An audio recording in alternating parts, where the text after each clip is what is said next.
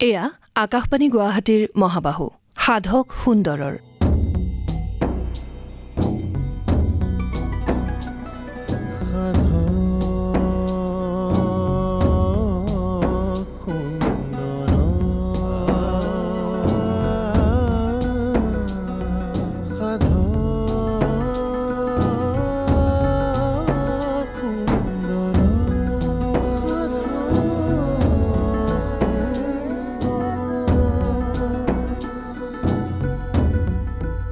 নমস্কাৰ শ্ৰোতাসকল, সাধক সুন্দৰৰ অনুষ্ঠানটিৰ আৰু এটি খণ্ডলৈ আপোনালোকক আদৰণি জনাইছোঁ। আপোনালোকে জানে যে আমি কথা পাতি আছোঁ বিশিষ্ট অভিনেতা সুচিকিৎসক ডাক্তৰ হেমেন্দ্ৰ বৰ্মনৰ সৈতে। যোৱা খণ্ডত আমি মানস কন্যা চিনেমাখনৰ কিছু অভিজ্ঞতাৰে সামৰিছিলোঁ আমাৰ কথোপকথন।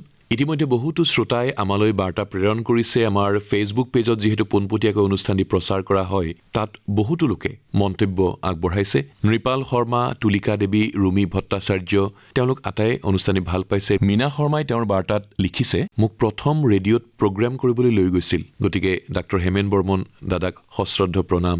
ধ্ৰুৱজ্যোতি প্ৰসাদ বৈশ্যই খুব আপ্লুত হৈছোঁ বুলি কৈছে অনুষ্ঠানটি শুনি। হেমেন্দ্ৰ বৰ্মনদেৱৰ ব্যক্তিগত জীৱনৰ অভিজ্ঞতা, অভিনয় জীৱনৰ কথা আৰু ডক্টৰ ভৱেন্দ্ৰনাথ শইকীয়াদেৱৰ সৈতে হোৱা সান্নিধ্যৰ কথাবোৰো জানিবলৈ পাই খুব আপ্লুত হৈছোঁ বুলি উত্তম কুমাৰ ৰয়ে জনাইছে। ৰাজেশ বৰ্মনে অনুষ্ঠানটি ভাল পাইছে। বৰ্মন ডাঙৰীয়াৰ জীৱন কথা, তাতে আকৌ শইকীয়াদেৱৰ সান্নিধ্য লাভ কৰা ব্যক্তি, কি যে ভাল লাগিছে। চাৰু বৰুৱাই দেৰগাঁৱৰ পৰা এনেদৰে লিখিছে, আপোনাৰ কথা শুনি খুব ভাল পাইছে। লগতে আপোনাৰ সহধৰ্মিনী আৰু কন্যা দুগৰাকীও আপোনাৰ দৰেই সহজ সৰল মৰমীয়াল, এই কথা উল্লেখ কৰি বাৰ্তা প্ৰেৰণ কৰিছে জ্যোৎস্না ডেকাই। ক্ষীৰোমণি বৰুৱা ডেকাই কৈছে, ডাক্তৰ বৰ্মনদেৱৰ অভিনয় আমি দূৰদৰ্শনৰ ধাৰাবাহিকত চাইছোঁ, খুব ভাল লাগে। এনেদৰে বহুতো বাৰ্তা আহিছে আৰু আমাৰ ফেচবুক পেজতো পোনপটীয়াকৈ অনুষ্ঠানটি বহুতো শ্ৰোতাই শুনিছে পৰৱৰ্তী সময়ত আৰু বিভিন্নজনক শুনাইছেও। খুব ভাল লাগিছে আপোনাৰ সৈতে কথা পাতি। আজি আকৌ এবাৰ আপোনাৰ জীৱনৰ কথা পাতিবলৈ একেলগে আকাশবাণী ষ্টুডিঅ'ত বহিছোঁ। আমি যিহেতু মানস কন্যাৰ শ্বুটিঙৰ সময়ৰ কিছু কথা পাতি আছিলোঁ আৰু কিছু অভিজ্ঞতাৰে পুনৰ এই কথা বতৰা আমি আগবঢ়াই লৈ যাব বিচাৰিছোঁ। আপোনাক আদৰণি জনাইছোঁ। হয়, ধন্যবাদ। কওকচোন মানস কন্যাৰ আৰু কিছু অভিজ্ঞতাৰ কথা। এদিন হৈছে কি, বিমল মুখাৰ্জী আছিল কেমেৰামেন, ইণ্টাৰনেশ্যনেলি ফেম থকা কেমেৰামেন। তেওঁ বিৰাট লাম্বা মানুহ, বিৰাট ওখ, ভাল লাগি গৈছে। 82 years তেওঁ। বিমল মুখাৰ্জী ক্ৰেন শ্বট আছিল সিদিনা। তাত হাতীৰ ধৰা এটা গান হ'ব। হাতী ধৰিলে যে হাতী চিকাৰীবিলাকে যে হাতী ধৰে, ট্ৰেইনিং দিয়াৰ এটা গান এটা আছে। কিছুদিন আগতে এটা হাতী ধৰিছে। হাতী ধৰি থাকি না তাতে ধৰি থ'লত পোৱালি এটা আহিছে। সেই হাতীটো যিটো মাকজনীক যিটো ধৰিছে তাক বান্ধি থৈছে, কিন্তু গছ এডালত প্ৰকাণ্ড গছ চিকলি লগে বান্ধি থৈছে। শ্বট লৈছে তাৰ ওচৰতে। সেই হাতীৰ যিটো পোৱালি আছিল, মাকৰ লগত যিটো পোৱালি আছিল, সেই পোৱালিটোক ধৰা চিনটো দেখাইছে। সেইটো এক্টিঙত এই হাতীটোক দেখাইছে। দেখাৰ পিছত ধৰিলে, হাতী ধৰা মানে ধৰিলে। ক্ৰেন শ্বটত ওপৰত আছে, এৰি উঠি আছে বিমল মুখাৰ্জী একদম ওপৰত। তাৰপিছতো সেই হাতীৰ মাকজনীটো গম পাইছে বোলে তাৰ পোৱালিটো ধৰিব, নাজানে। একদম শিকলি ছিঙি আহি যিটো চোচা মাৰিছে, চব হুলস্থুল মানাহত, চব ফৰেষ্টৰ মানুহ আহিলে, বন্দুক লৈছে, মোক বিমল মুখাৰ্জী ওপৰত ৰৈ গ'ল। বিমল মুখাৰ্জী চিঞৰিছে, আমাকে বাচাও, আমাকে বাচাও, চিঞৰিছে। সেই চিনটো এটা ট্ৰেইনৰ ওপৰত বাকী চব পলাল। তাৰপিছত ফৰেষ্টৰ মানুহজনে আহি কোনোমতে ৰক্ষা। এই মানস কন্যাত আৰু এটা বিমল মুখাৰ্জীৰ কথা ওলাওঁতে আৰু এটা কথা মনত পৰিছে। আমি ডাবিঙৰ সময়ত কলিকতাত গৈছোঁ, NRD ষ্টুডিঅ'ত ডাবিং হৈছিলে। ফণী তালুকদাৰ গৈছে, গণেশ দাস গৈছে, বিমল মুখাৰ্জী আছিল সিদিনা। ভূপেন হাজৰিকা তেতিয়া বৰ প্ৰিয় মানে কলিকতাত। ভূপেন হাজৰিকা মানে কলিকতাৰ মানে ভূপেন হাজৰিকাই, তেখেতো জানাইতো, চবে জানে। ভূপেন হাজৰিকাই কিমান হেৰি কৰিছিলে। ভূপেন হাজৰিকা ফণী তালুকদাৰৰ লগত ভাল আছিলে। গম পাই ফণী তালুকদাৰক খবৰটো দিছে, বোলে তোমালোক আহিবা আমাৰ তাতে। গধূলি আমি যাম বুলি ৰেডি কৰিছিলোঁ। তেনেতে পিছত আকৌ মেছেঞ্জাৰ পঠাই দিলে, বোলে না আজি নালাগে, মই আজি কামত যাম, আজি নালাগে। তেতিয়া বিমল মুখাৰ্জী ক'লে কি, আজি আমাৰ বাসাই যাব, আমাৰ বাৰী যাব। গ'লো গধূলি সময়ত গ'লোঁ। ফণী তালুকদাৰ, গণেশ দাস, মই আৰু বিমল মুখাৰ্জী লগত আছে, আমাৰ লগত আছে। তেওঁ নিব, ঘৰলৈ যাব। গৈছোঁ। কলিকতাৰ এটা লুংলুঙীয়া ৰাস্তাত সোমাইছোঁ। ইমান গোটেই গধূলি সময়ত মিউজিকেল, একদম সংগীত বাজি আছে ঘৰে ঘৰে ঘৰে ঘৰে ঘৰে, চেটাৰ বাজিছে কোনোবা, মানে মিউজিকেল একদম, গোটেই এটমছফিয়াৰটি বেলেগ। গ'লোঁ, গৈ দেখিছোঁ বোলে হেৰি ফণীত তেওঁৰ বিমল মুখাৰ্জী দেৱৰ মিছেছ ঘৈণীয়েকে হেৰি বজাই আছে, চেটাৰ বজাই আছে, গান ৰেৱাজ কৰি আছে। আমি বহি তেওঁ চিৰিয়াছ, তেওঁলোকে উঠা নাই, কিন্তু উঠা নাই, এনেকৈ ইংগিতটো দিছে। সেই ড্ৰয়িং বহিছোঁ। তেওঁ চেটাৰ চেজ হোৱা নাই কাৰণে গানটোৰ হেৰি কৰা নাই। তাৰপিছত আমি বহিছোঁ, আমি চাইলেণ্ট। অলপ পিছতে আমাক চাহ দিলে। চাহ দিওঁতে তেওঁ চেটাৰৰ হেৰিটো থ'লে, ফণী তালুকদাৰৰ কৰি চবকে দিছে, লাৰু একোটা দিছে, বগা বগা লাৰু, মইতো ক'ব নোৱাৰোঁ, মোকো দিছে। ফণী তালুকদাৰে পোৱাৰ লগে লগে ফণী তালুকদাৰে লগে লগে কৈছে কি এই হেমেন তুমি ডেকা ল'ৰা, এইটো তুমি খোৱা। দিলে মইতো বেয়া পোৱা নাই, বৰ ভালে, ঠিক আছে খাম। বঙালী মানুহ মিঠাই দিছে থাকে নহয়, মইতো মিঠাই হ'ব। কাটা চামুচটো দিছে লগত, আৰু কিবা কিবি অন্য পমলেট টমলেটো দিছিলে, দি পেলাই কাটা চামুচেৰে কি কৈছোঁ সেইটোতো নাজানো, মই মিঠাই উলিয়াইছোঁ, এনেকৈ থেপো মাৰিছে, লাজো লাগিছে, বন্দুক মাৰা গুলী মাৰা দি চেটাৰটো বিমল মুখাৰ্জীৰ বাইদেউৰ চেটাৰটো তাৰ ছিঙি দিলে, সেইটো জোৰ মাৰি গ'ল, চেটাৰ তাৰ ছিঙি গ'ল। মই কি কৰিম, লাজতে মানে অৱস্থা নোহোৱা হৈ গৈছে, কি কৰোঁ মই একদম সেৱাই কৰিম নে কি কৰিম, না কিছু হবে না চেটাৰ তাৰ ছিঙি গৈছে। সেই ইনচিডেণ্টটো মনত আছে, এই কিছুমান কথা। আমি মানস কন্যাৰ বহুতো অভিজ্ঞতাৰ কথা শুনিলোঁ। জীৱ জন্তুৰ প্ৰতি আপোনাৰ এক বিশেষ মৰম আছে, আপোনাৰ সৈতে জীৱ জন্তুৰ এটা বিশেষ সম্পৰ্ক হৈছিল, হাতীৰ সৈতে এটা সম্পৰ্ক আমি জানো। কথাখিনি অলপ যদি শ্ৰোতাসকলকো জনাই ভাল লাগিব। হয় হয়, তাৰমানে আমাৰ যেতিয়া মই গ'লোঁ, যোৱাৰ লগতে মই ফান্দি কেৰেক্টাৰটো কৰিছিলোঁ মানস কন্যাত। তাত খাচী থাকে এটা, মাউত থাকে এটা, ফান্দিৰ তিনিটা মানে মানুহ এজন হাতীক লৈ ব্যস্ত হৈ থাকে। মই ফান্দিটো মেইন কেৰেক্টাৰ, মানে খাচী খোৱা লোৱা যোগাৰ ধৰে আৰু মাউতে চলাই, আৰু ফান্দি পিছত বহি চিকাৰ টিকাৰ বা অন্য ট্ৰেইনত গ'লে ফান্দি যায় লগত থাকে। গতিকে মোক যিটো হাতী দিছিলে প্ৰথম অৱস্থাটো, হাতীটো এনে মৰমীয়াল চবেই জানো, আমি সৰুৰ পৰাই জানো, কিন্তু যিটো হাতী মোৰ লগত এক্টিং কৰিছিলে, হাতীটোক মোক প্ৰথম 3 দিনমান প্ৰত্যেক তাৰে যিটো ফান্দি চান্দি বা তাত কাম কৰা কৰ্মৰত মাউত তেওঁলোকে লৈ যায় মোক হাতীটো ডিৰেক্টৰে কৈছিলে এওঁক হাতীটোৰ লগত চিনাকি কৰি দিয়া। তেতিয়া 3-4 দিনমানলৈকে তেওঁৰ হাতীটোৰ লগতে মই অলপ লাগি থাকোঁ আজৰি সময়খিনি। হাতীটো ইমান মানে ঘৰুৱা হৈ গ'ল, মোক মানে ছিগনেল দিয়ে, কেতিয়াবা মই ইপিনে আহিলেও মই গম পাওঁ। তাৰপিছত সদায় মই ভয় একো নোহোৱা হৈ গ'ল, কাৰণ যিকেইটা শ্বট লৈছিলোঁ হাতীৰ একদম যেনে তেন হেৰি সাৱটি ধৰা বেলেগ ধৰণৰ, আৰু বনৰ সেইটো হাতীটো কিন্তু একদম খুব ঘৰুৱা হাতী নহয়। কিছুদিন আগতে 3-4 মাহমান আগতে ধৰা হাতী, কিন্তু ইমান ফ্ৰেণ্ডলি হৈ গ'ল ভাবিব নোৱাৰি। তাৰপিছত লাষ্ট শ্বট এটা আছিলে মানস কন্যা ছবিখনত, মানে যিটো হাতীৰ মালিক, হাতীৰ মহলৰ মালিক, তেওঁৰ কাম হ'ল কি যিকোনো উপায়ে গছ কটা, হাতী ধৰা, সেই কাম মেটেৰিয়েল খুব মানে হেৰি, তেওঁক যিকোনো উপায় সেইবোৰহে লাগে। কিন্তু দেখা পাইছোঁ এই হাতীটোৰ ওপৰত যথেষ্ট কষ্ট হয়। হাতীক খোৱা লোৱাটো অনিয়ম ধৰে, অমুকো ধৰে, মানে অনিয়ম কৰে, চব চাইডৰ পৰা হাতীটো মানে চাফাৰ কৰিছিলে। মই জানা মানে কেৰেক্টাৰটো, হাতীটো যিটো কেৰেক্টাৰ, হাতীটো এটা ভাল কেৰেক্টাৰ কৰিছিলে যাতে। শেষত গৈ হাতীটোক মই এদিন ৰাতি লাষ্ট শ্বট এটাত হাতীটোক মই ক'ব দিওঁ, মানে ছিকুৱেঞ্চ চিনেমাৰ, হাতীটোক মই যাব দিওঁ বোলে পুৱা ৰাতি মনে মনে, তই যা, তই গুচি যা, তই নাথাকিবি, তই যা। সি নাযায়, সি অলপ যায়, একদম আচলতে ৰিয়েলিটি সি আকৌ ঘূৰি আহে শ্বটটোত। বিমল মুখাৰ্জী কেমেৰামেন যে ক'লোঁ যে বিমল মুখাৰ্জী সেই শ্বটটো চাই পাগল হৈ গৈছিলে, দাৰুণ শ্বট, এৰকম শব্দতে উঠছিলে। আমি তো কত ইণ্টাৰনেশ্যনেল মানে হেৰি চিনেমাৰ ছবি কৰিছে ৱাইল্ড লাইফৰ, কিন্তু এই হাতীটোৰ যিটো এক্টিং, মানে সি মই শ্বটত যাব দিওঁ, সি নেচাৰেলি নাযায়, অকণমান গৈ আকৌ ফিৰি আহে। এই যে নেচাৰেলটো, হাতীটো ইটছেল্ফ সাংঘাতিক এক্টৰ। তাৰমানে কৈছে হাতীটো ইমান ইনভলভ হৈ গৈছিল মোৰ লগত, মই কান্দি আছোঁ ইপিনে, হাতীটো ইপিনে কান্দি, হাতীৰ চকুৰ পানী একেবাৰে হৰাই বৈ আছে, হাতীটো নাযায়। সিও বুজি পাইছে কিবা তাক যাব দিছোঁ মই, সেই চিটটো মই তেতিয়াই গম পালোঁ কিমান আত্মিক, মানে জীৱ জন্তুবিলাক মানে আচলতে বিপদৰ সময়ত আপুনি চাব, চব ক্ষেত্ৰত চাব, জীৱ জন্তু বৰ সাংঘাতিক সহায় কৰে। মই প্ৰেক্টিকেল কুকুৰো মই ভাল পাওঁ, কুকুৰো মোৰ আছে, কুকুৰ পোহোঁ। মানে জীৱ জন্তুৱে আনকি আপোনাক মই এইটো কথাও জানো, আপুনি যদি নৰ্দমা তাত পঢ়ে, যদি ভাল কুকুৰ এটা হয়, সি আপোনাক চিঞৰি মানে হেৰি কৰি পেলাই তুলি আনিব কলাৰত ধৰি। মই এই প্ৰসংগতে কৈছোঁ কথাটো। গতিকে জীৱ জন্তুৰ যেটা বেলেগ এটা আছে। আৰু বিশেষকৈ মানস কন্যা ছবিখনত মই এই হাতীৰ লগত যিটো ৰোল কৰি তেতিয়াই গম পাইছিলোঁ, বাপৰে বাপ কিমান অনুভূতি সিহঁতৰ, মানে কিমান ভগৱানে দিছে তেওঁলোকক। গতিকে সেইটো এটা মোৰ স্মৰণীয় মানে এটা ঘটনা, হাতীটোৰ লগত বন্ধুত্ব। আমি আপোনাৰ চিনেমাৰ অভিনয়ৰ কথা পাতি আছোঁ, মানস কন্যাৰ শ্বুটিঙৰ সময়ৰ কেইবাটাও স্মৰণীয় মুহূৰ্তৰ কথা আপুনি ক'লে। বহুতো অভিজ্ঞতা হৈছিল সেই চিনেমাখনৰ অভিনয়ৰ সময়ত। আমাৰ খুব মন আছিল যে মানস কন্যাৰ চিত্ৰধ্বনি যদি আমি শ্ৰোতাসকলক শুনাবলৈ সক্ষম হ'লোহেঁতেন, তেতিয়া আৰু বেছি ভাল লাগিলহেঁতেন। কিন্তু চিনেমাখন পাবলৈ নাই। আমি বিভিন্নজনক সুধিছিলোঁ প্ৰযোজকৰ পৰিয়ালৰ প্ৰীতম দাস তেখেতৰ সৈতেও আমি কথা পাতিছিলোঁ কিন্তু সেই চিত্ৰধ্বনি আপোনালোকক শুনোৱাটো সম্ভৱ নহ'ল কিন্তু ডাক্তৰ হেমেন্দ্ৰ বৰ্মনে অভিনয় কৰা কেইবাখনো চিনেমাৰ চিত্ৰধ্বনি আমাৰ সৈতে আছে আমি আমাৰ কথা বতৰা অব্যাহত ৰাখিম কিন্তু এই মুহূৰ্তত যুঁজ চিনেমাখনত ডাক্তৰ বৰ্মনে কৰা অভিনয়ৰ কিছু অংশ শ্ৰোতাসকলক আমি শুনাব বিচাৰিছোঁ চিনেমাখন পৰিচালনা কৰিছিল হেমেন দাসে আপোনালোকক শুনাবলৈ লোৱা এই চিত্ৰধ্বনিৰ অংশ নিজৰ সংগ্ৰহৰ পৰা আমালৈ পঠিয়াইছে ত্ৰিদীপ চন্দ্ৰ গোস্বামীয়ে অজল ও ভোগাই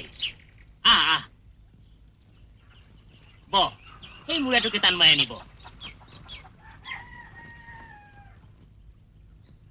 হেৰ তই হ'বলা ৰঙালী বিহুৰ বাবে নতুন পঘাৰ গুণ ললিয়ে আজৰি সময় বুজি তোৰ সেই দুপাক এপাক মাৰিলেহে সময়ত হ'বগৈ পিছে তই এনে আহিলি নে কিবা সকামতহে আহিলি কিয় আমি জানো পঘাৰ গুণ ল'ব নালাগে ঐ মৰাপাত দুমুঠামান বিচাৰি আহিলো এতিয়া দিয় নে নিদিয় হে তোৰো যে কথাবোৰ আৰু নিদিয়াৰ কি কথা থাকিব পাৰে অ লৈ যাবি দে মা ভোগাইক ভিতৰৰ পৰা মৰাপাতৰ মুঠি দুটা আনি দিবিচোন হ'ব দে দিছো বাৰু মইনাহঁতৰ বাপেকে খঙতে মহটো বেচি দিলে তই শুনিছনে নাই শুনিছো পিছে কিয় বেচিলে জাননে নাই কিয়নো তোৰ মহটোৰ লগত হাৰিল মানে তোৰ লগত হাৰিল তহঁত হেনো নিষ্কুলীয়া তাতে কেলে হোৱা সেইকাৰণে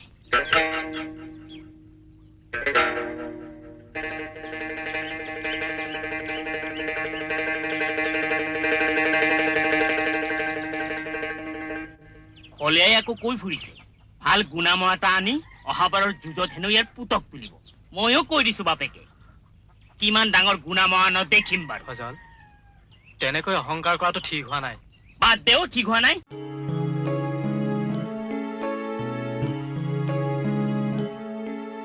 আমি আপোনাৰ বৰ্ণিল জীৱনৰ বিভিন্ন কথা আমি গম পাইছোঁ আপোনাৰ সহধৰ্মিনীৰ পৰাও গম পালোঁ ঘৰুৱা পৰিৱেশত আপুনি কেনেকুৱা ঘৰখনৰ বাবে আপোনাৰ সন্তানৰ বিষয়ে আমি গম পালোঁ শইকীয়া ছাৰৰ সৈতে সান্নিধ্যৰ কথা গম পালোঁ বিভিন্ন অভিজ্ঞতাৰ কথা আপুনি ক'লে কিন্তু ভ্ৰাম্যমানত আপুনি শইকীয়া ছাৰৰ উপৰিও আন বহুতো নাট্যকাৰ পৰিচালকৰ সৈতে আপোনাৰ সান্নিধ্য হৈছিল সেই তেনেকুৱা বিশেষ কিছু অভিজ্ঞতাৰ কথা সামৰি ল'ব বিচাৰিছোঁ হয় মই চাকৰি সূত্ৰে আৰু ৰুৰেল হস্পিটেল এখনত কাম কৰিছিলোঁ তেতিয়া কোৱাৰ্টাৰটো আছে তাৰে ওচৰতে কোৱাৰ্টাৰৰ ওচৰতে এটা থিয়েটাৰ ভ্ৰাম্যমান থিয়েটাৰ বৰ এষ্টাব্লিছ ভাল থিয়েটাৰ প্ৰথম গ্ৰুপৰে তেওঁলোকৰ আখৰা গৃহ তেতিয়া মই মনে মনে ভালো পালোঁ অলপ দূৰত বেছি দূৰ নহয় মই অভিনয় ভাল পোৱা মানুহটো মানে চ'ৰ্চ এটা আছে যে কি নহওক এনেতে গম পালোঁ তেওঁলোকৰ ভ্ৰাম্যমান থিয়েটাৰৰ হেম ভট্টাচাৰ্যী এজন সাংঘাতিক শক্তিশালী পৰিচালক আছিলে মই তেওঁৰ ড্ৰামাত কৰিছিলোঁ তেখেতৰ তলত কেইবাখনো নাটক কৰিছিলোঁ মোকো বৰ মৰম কৰে তেওঁৰ ঘৰলৈ মই মালিকত প্ৰায় গৈছিলোঁ ৰত্নজাক তাত তেওঁ লৈ যায় মোক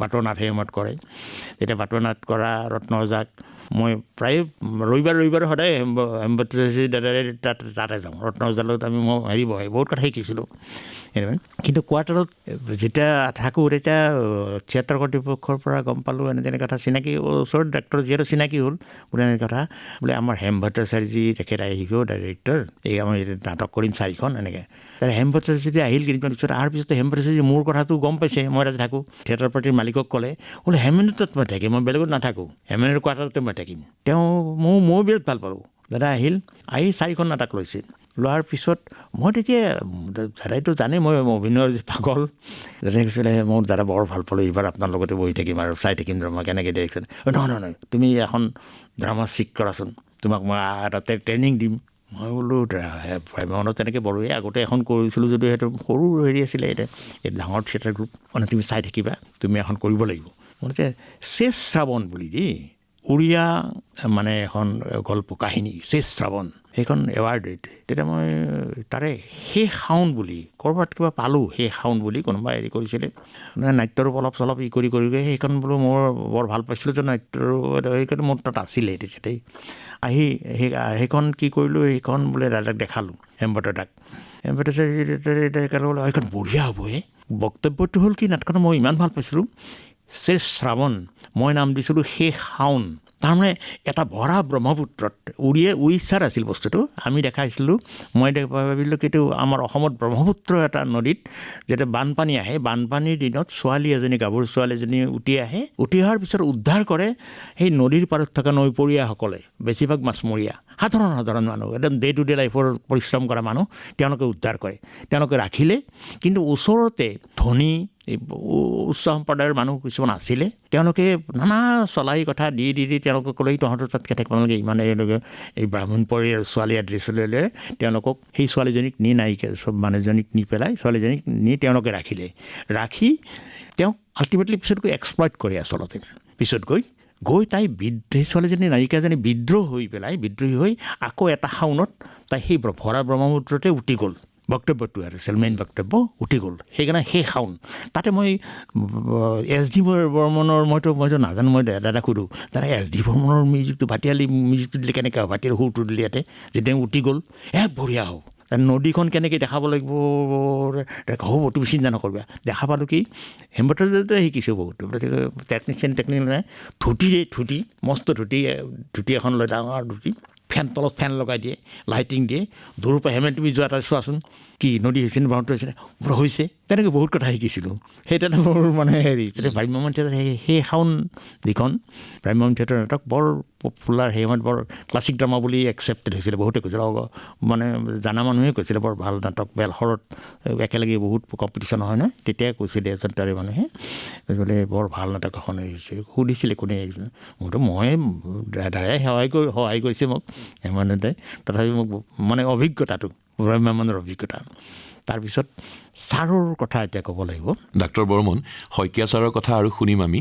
ইতিমধ্যে যোৱা খণ্ডকেটিত আপুনি ডক্টৰ ভৱেন্দ্ৰনাথ শইকীয়া ছাৰৰ বিষয়ে বহু কথা আমাক কৈছে আৰু সেয়া প্ৰতিটো খণ্ড তেখেতৰ সহধৰ্মিনী প্ৰীতি শইকীয়া বাইদেৱে শুনিছে খুব ভাল পাইছে তেখেতেও অনুষ্ঠানটি শুনি আপোনাৰ বিষয়ে প্ৰীতি শইকীয়া বাইদেৱে কিছু কথা কৈছে প্ৰথমে আমি সেই কথাখিনি শুনি লওঁ ডক্টৰ হেমেন বৰ্মন তেখেতক মই সন্ধ্যাৰ আগৰ যেতিয়া শ্বুটিং আৰম্ভ হৈছিল তেতিয়া তেওঁক লগ পাইছিলোঁ তাৰ আগতে ডক্টৰ শইকীয়াৰ লগত তেওঁৰ যোগাযোগ হৈছিলে আৰু লগো পাইছিলে কিন্তু মোৰ সেইটো মনত নাই কেনেকৈ কেতিয়া লগ পাইছিলে তাৰপিছত মোৰ সন্ধ্যাৰ আগৰ পিছৰ পৰাহে বৰ্মনক আমি বৰ্মন বুলি মাতো যে শইকীয়া ছাৰ আৰু মই বৰ্মনক মানে আমি তেতিয়া প্ৰায় সন্ধ্যাৰ আগৰ পিছৰ পৰা লগ পাইছোঁ তাৰপিছত তেওঁৰ কেইবাখনো ছবিত আটাইকেইখন ছবিতে প্ৰেক্টিকেলি ক'বলৈ গ'লে তেওঁ বৰ্মনে আমাৰ লগত কাম কৰিছে আৰু বৰ্মনৰ অমায়িক আৰু সৰল সহজ স্বভাৱৰ কাৰণে শইকীয়া বৰ ভাল পাইছিল তেওঁক খুব মানে মোহিত হৈছিল আৰু শ্বুটিঙৰ পিছৰ মাজতো যেতিয়া ঘণ্টাৰ পিছত ঘণ্টা তেওঁ বহি থাকিবলগীয়া হয় শ্বুটিং কৰিবলৈ নাপায়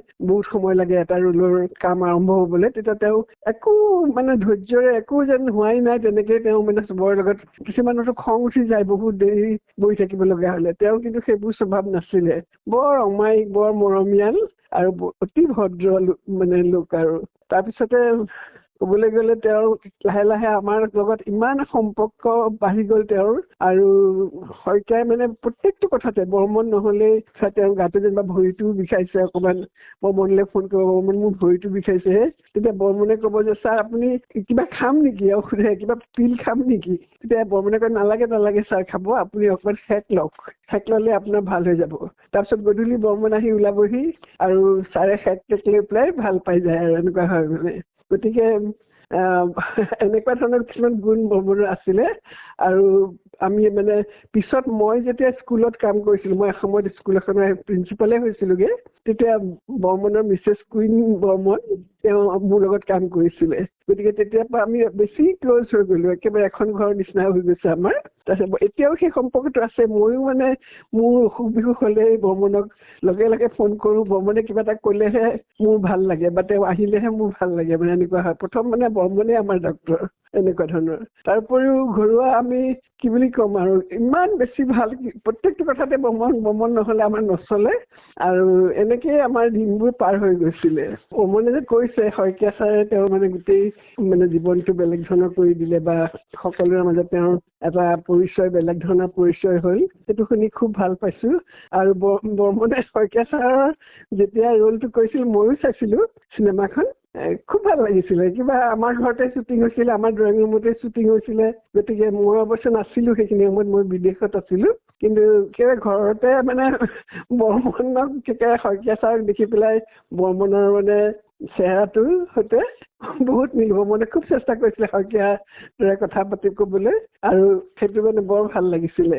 বাইদেউ ধন্যবাদ জনাইছোঁ আপুনি কথাখিনি ইমান সুন্দৰকৈ কৈছে। আমি আকৌ ডাক্তৰ বৰ্মনৰ ওচৰলৈ আহিছোঁ। কওকচোন শইকীয়া ছাৰৰ কথা আপুনি কৈ আছিল আৰু কিছু কথা শুনিবলৈ পালে আমাৰ ভাল লাগিব। ছাৰ মোৰ মানে কি ক'ম ছাৰক কথা আহি থাকিব হ'ল কি সেই জুলাই মাহৰ 2003 চনৰ জুলাই মাহৰ শেষৰ পিনে আগষ্টত ছাৰটো ঢুকাইছিলে 13 আগষ্টত 2003 ছাৰ আগদিনাখন ৰাতি ছাৰৰ কষ্ট পাইছে কিবা অসুখ হৈ আছে উশাহ ল'ব অলপ চলপ কষ্ট পাইছে মই আহিছিলোঁ আগদিন ৰাতিও আনকি মই আগদিন ৰাতিও যিমান বহুত ৰাতিলৈ থাকিম বুলি ক'লোঁ ছাৰে ক'লে নাই নাই তুমি ওচৰত থাকা নহয় তুমি যোৱা ঘৰত মই খবৰ দিম পিছদিনা পুৱাই মই আহিলোঁ এই ছাৰৰ পিছদিনা আহি দেখা পাওঁ জিন্তি নাই জিন্তিটো ডাক্তৰ তাইৰ বাহিৰত থাকে ছাৰৰ যিখিনি যোগাৰ লাগে সেইখিনি চব ঠিক কৰি থৈছে ছাৰে মাস্ক লৈ আছে উশাহ ল'ব পৰা নাই ছাৰৰ ৰেডি গ্ৰুপটোত সেই ইজি চেয়াৰখনত বহি বহি একদম উশাহ ল'ব পৰা নাই বিৰাট কষ্ট পাইছে ছাৰে মানে হেৰি লৈও আৰাম পোৱা নাই তেতিয়া ছাৰে কিন্তু তেতিয়া মই দেখা পাইছোঁ ছাৰে কলম আৰু এটা ডায়েৰী বহি লৈ লিখি আছে তাৰ মাজতে বাইদেউ চট ফটাই আছে বাইদেউ দেখা আছে বাইদেউ বেচেৰি বাইদেউটো একদম মানে কিমান মই গম পাইছোঁ বাইদেউ হেৰি কৰা নাই বাইদেউ লাষ্টত ক'লে পিছত লিখিলে হ'ব নেকি তেতিয়া ছাৰে ক'লে কি নহয় ৰ'বা সফুৰাৰ কামখিনি কৰিলোঁ গতিকে শইকীয়া ছাৰ মই কিবা লাগি গৈছে শইকীয়া ছাৰৰ দৰে মানুহ এজন এই যে সময় এই যে সময় কিমান মূল্য দিছিল কৰ্মক কিমান শ্ৰদ্ধা কৰিছিলে তেওঁ এটা মমেণ্টতে বাদ দিয়া নাই লাষ্টত তেওঁতো জানো সেইটো এটা সাংঘাতিক কষ্ট যিটো মানে মানুহৰ পেটৰ বিষ হ'ল হাত কাটিলে হাত ভৰি ভাঙিলে কিবা পাৰিলে তেতিয়া কাৰোবাৰ হেল্পাৰ লৈ লিখা date is a separate thing কিন্তু যিজন মানে আমি উশাহ লওঁতে জীয়াই থাকোঁ উশাহ প্ৰশ্বাসতে শ্বাস প্ৰশ্বাসতে কিন্তু ছাৰ উশাহ ল'ব পৰা নাই যিজন মানুহে তাৰ মাজতেও তেওঁ ব্ৰেইন খটাইছে মগজু খটাই সৰু ল'ৰা ছোৱালীৰ মংগলৰ কাৰণে তেওঁ সেই সফুৰাৰ সম্পাদকীয় লিখিছে সৰু ল'ৰা ছোৱালীৰ হিতৰ কাৰণে কিমান ভাল পায় সৰু ল'ৰা ছোৱালীক কিমান ভাল পায় তাৰপিছত সফুৰাখন ছাৰৰ ইটো হ'ল সফুৰাৰ স্বত্বাধিকাৰ আমাৰ ধীৰাজ গোস্বামী তাৰ কথা কৈছোঁ মই আগতো বৰ চিনচিয়াৰ ল'ৰা বৰ নীৰৱ কৰ্মী এজন মই তেওঁক বৰ ভাল পাওঁ ছাৰ হস্পিটেলত গ'ল হস্পিটেলৰ সময়তে ধীৰাজ গোস্বামী বেচেৰাই বহুত কষ্ট কৰিছে মই জানো বহুত কষ্ট কৰিছে মানে চিৰিতেও টোপনি মাৰে তেনেধৰণৰ তেজ ব্লাড কালেকশ্যনৰ সময়ত কিমান কষ্ট কৰিছে সাধক সুন্দৰৰ অনুষ্ঠানটিত আমি কথা পাতি আছোঁ ডাক্তৰ হেমেন্দ্ৰ বৰ্মনৰ সৈতে ডাক্তৰ বৰ্মন আপুনি ধীৰাজ গোস্বামীৰ কথা কৈছে ধীৰাজ গোস্বামীও আপোনাক খুব ভাল পায় তেখেতে কিছু কথা আমাক কৈছে সেই কথাখিনি শ্ৰোতাসকলেও শুনিব আৰু আজি আপুনিও শুনক কি কৈছে ধীৰাজ গোস্বামীয়ে আপোনাৰ বিষয়ে শইকীয়া ছাৰৰ লগতে মই তেখেতক পাইছোঁ আৰু যেতিয়া শইকীয়া ছাৰে আমেৰিকাৰ পৰা ঘূৰি আহে তেতিয়া আমি কৃষ্ণ ৰয় তেখেত আমিও যাওঁ মানে সেই ঘৰৰ কুশল বাৰ্তা লওঁ আৰু তেতিয়াৰ পৰা ডক্তৰ বৰ্মন ছাৰক লগ পাই আছোঁ আৰু তেওঁ এজন অমায়িক ভদ্ৰলোক বুলি ক'লে তেওঁকে বুজায় আৰু ছাৰেও খুব ভাল পাইছিল আৰু সেইকাৰণে তেওঁৰ এই সততা আৰু মানে ভদ্ৰ মানুহৰ কাৰণে তেখেতক ট্ৰাষ্টত ৰাখিছিলে আৰু ছাৰৰ মানে ব্লাড বা কিবা সেনেকুৱা পৰীক্ষা কৰিবলৈ তেখেতে আহি গোটেই চাইছিলে সদায় আৰু ফিল্মতো সেইকাৰণে ছাৰক লৈছিলে ট্ৰাষ্টতো তেওঁক লৈছিলে তেখেত এজন মানে খুব অমায়িক সাধু মানুহ আৰু যেতিয়াই লগ পাওঁ তেতিয়াই মানে আমাৰ নাটক আৰু এইবিলাকৰ কথাই হয় আৰু মই তেতিয়াই কওঁ যে এবাৰ আৰোহণৰ পৰা এখন নাটক ছাৰ উলিয়াব নোৱাৰিনে মানে ছাৰৰ জন্মদিনত তেনেকুৱা আমি সদায় কথা পাতোঁ আৰু তেনেকুৱা ধৰক ভদ্ৰলোক মানুহ জীৱনত মানে পোৱাটো আমাৰেই সৌভাগ্য ছাৰৰ এজন নিষ্ঠাৱান তেখেতে আছিলে আৰু ছাৰেও খুব ভাল পাইছিলে গতিকে ছাৰৰ লগত প্ৰায় হেৰিৰ পৰাই আছে আৰু এতিয়াও আছে ছাৰৰ ট্ৰাষ্টতে আছে গতিকে আমি তেখেতক শ্ৰদ্ধা কৰোঁ আৰু তেখেতৰ সুস্বাস্থ্য জীৱন কামনা কৰোঁ ডাক্তৰ বৰ্মনে সমাজৰ বাবেও কাম কৰিছে তেখেতে চিনেমাত অভিনয় কৰিছে ডক্তৰ শইকীয়া ছাৰে তেখেতক এগৰাকী অতি ভাল ব্যক্তি হিচাপে প্ৰায় কাষতে ৰাখিছিল গতিকে এনেকুৱা এগৰাকী ব্যক্তি কিন্তু তেওঁ কেতিয়াও প্ৰচাৰ নিবিচাৰে এই সম্পৰ্কে আপুনি কি ক'ব হয় ছাৰটো এনেকুৱা একেবাৰে মানে মানুহে দেখিলে নক'ব যে তেওঁ এজন মানে বিখ্যাত ডক্তৰ বা বিখ্যাত অভিনেতা কোনেও নকয় তেওঁ মানে সেইৰ পৰা অকণমান দূৰতেই থাকে পত্নী বাইদেউ খুব মানে নম্ৰ ভদ্ৰ লোক, গতিকে সেইটো ভদ্ৰলোকৰ নিচিনাই থাকে। তেখেতে মানে হাইলাইটত কেতিয়াও নাযায়, মানে ট্ৰাষ্টতো আমি দেখিছোঁ যে তেওঁ হেৰি কৰে। আৰু তেখেতে আৰু আমাক এটা উপকাৰ কৰি থৈ গৈছিলে, সেইটো হ'ল যেতিয়া ট্ৰাষ্টটো বনিলে, ছাৰ ঢুকালে, তাৰপিছত তেখেতসকলেই মোক মানে তাৰে আৰোহণৰ সচিব বনাইছিলে তেখেতসকলে। তেখেত আৰু কৃষ্ণৰে আছিলে, গতিকে তেখেতসকলে হয়তো মোক কিবা এটা দেখিছিলে, দেখি মানে তেওঁ সেই সচিবটো বনাই থৈ গৈছিলে তেখেতসকলে। আৰু তেখেতলোকৰ ওচৰত আমি সদায় কৃতজ্ঞ হৈ থাকিম। আৰু সফুৰাৰ বিষয়ে তেখেতে খুব মানে লগ পালে সফুৰাৰ বিষয়ে কয়। মাজতে আৰু এদিন লগ পাইছিলোঁ, তেওঁ খুব মানে আশীৰ্বাদ দিছে যে সফুৰাখন মানে জীয়াই ৰখাৰ কাৰণে। মই যেতিয়া পাব্লিকেশ্যনত কৰিলোঁ, এই বৰ্ষতে 2026 ৰূপালী জয়ন্তী বৰ্ষ হৈছিলে, আৰু আমি তেখেতসকলকো নিমন্ত্ৰণ কৰিছিলোঁ। আৰু তেখেতে আহি মোক খুব মানে আশীৰ্বাদ দি থৈ গৈছে যে আপুনি মানে ছাৰৰ এজন সুযোগ্য মানে শিষ্য, আৰু আপুনি মানে এই সোণালী জয়ন্তীলৈকে যেন আপুনি এই সফুৰাখন কঢ়িয়াই লৈ যাব পাৰে, তাৰে কাৰণে আশীৰ্বাদ দিছিলে। তেখেতৰ মিছেছো আহিছিলে, মানে সঁচা সেইখিনি তেওঁৰ অন্তৰৰ পৰা কোৱা মানুহ। গতিকে আমাৰ খুব ভাল লাগে আৰু ভাল সম্বন্ধ মোৰ লগত। আৰু মই সঁচাকৈ তেনেকৈ তেওঁৰ ওচৰত সঁচাকৈ সদায় কৃতজ্ঞ হৈ যাম। আৰু এই যে ভাল মানুহৰ এটা সান্নিধ্য, সেই সান্নিধ্যটো তেখেতৰ পৰাই পাইছোঁ। ভাল মানুহ মানে ছাৰৰ পিছতে ধৰক এজন ছাৰৰ সুযোগ্য ভাল মানুহ বুলি ক'ব লাগিলে তেখেতক ক'ব পাৰি। মানে তেখেত আছে, কৃষ্ণৰ আছে, এনেকুৱা সকলো মানুহ আছে। কিন্তু বৰ্মন ছাৰ একেবাৰে নিৰহংকাৰী মানুহ।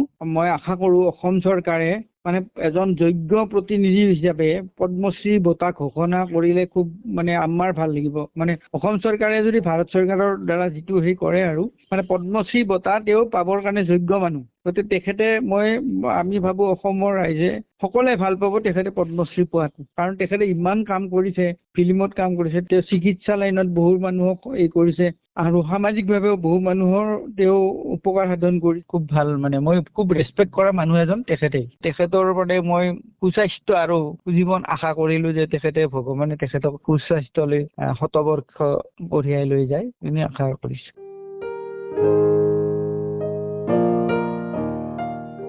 ডক্টৰ ভৱেন্দ্ৰনাথ শইকীয়া ছাৰৰ একান্ত অনুৰাগী উৎপল বাদল বৰুৱা। উৎপলদা বৰ্তমান দিল্লীত আছে। এই অনুষ্ঠানটিৰ প্ৰতিটো খণ্ড তেখেতে শুনিছে। তেখেতে ইতিমধ্যে আমাৰ ফেচবুক পেজতো বাৰ্তা প্ৰেৰণ কৰিছে, আৰু তেখেতৰ সৈতে আমি সংযোগ স্থাপন কৰিছিলোঁ। আপোনাৰ বিষয়ে তেখেতে কিছু কথা কৈছে, সেয়া শ্ৰোতাসকলক শুনাব বিচাৰিছোঁ, আপুনি শুনক। বৰ্মন দাক মই আগতেও পাইছোঁ, ছাৰৰ ঘৰতে পাওঁ।